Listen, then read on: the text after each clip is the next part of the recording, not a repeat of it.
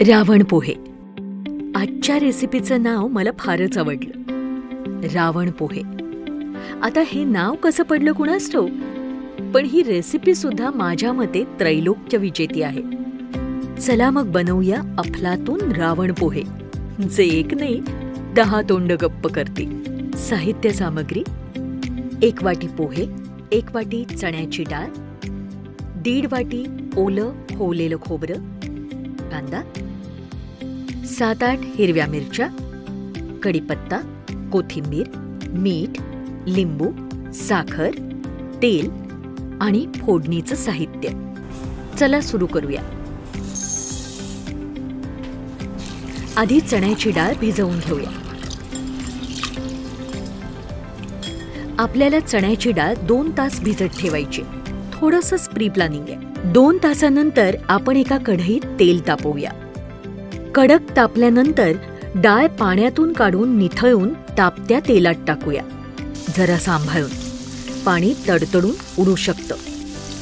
भिजवलेली डाळ परतल्यामुळे एकतर ती पटकन शिजते आणि दुसरं म्हणजे तिचं बाहेरून कुरकुरीत आणि आतून खुसखुशीत असं एक अफलातून टेक्स्चर तयार होतं.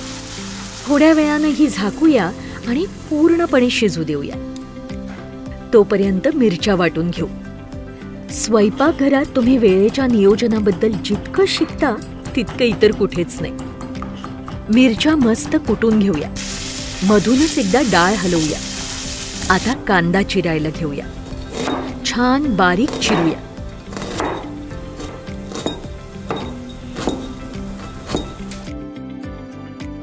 तोपर्यंत डाळ शिजलीच आहे. परत एकदा कढईत थोडंसं तेल तापवूया. गरम तेलाच्या कढईवर अशी एक गाळणी ठेवा आणि आपले ओले पोहे त्यात टाका.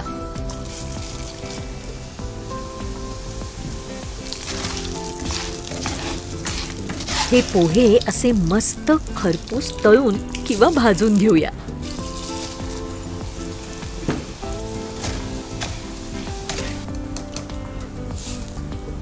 झाली सगळी तयारी.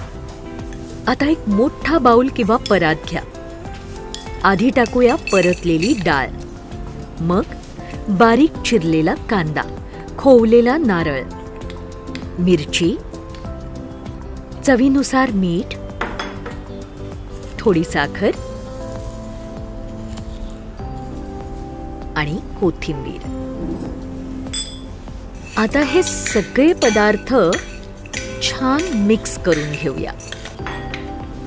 आपले तळलेले पोहे, वरून छानसं लिंबू पिळूया. झक्कास. झाले आपले रावण पोहे तयार. एक धोक्याची सूचना: हे पोहे खूप पटकन जमतात. Last tip: enjoy.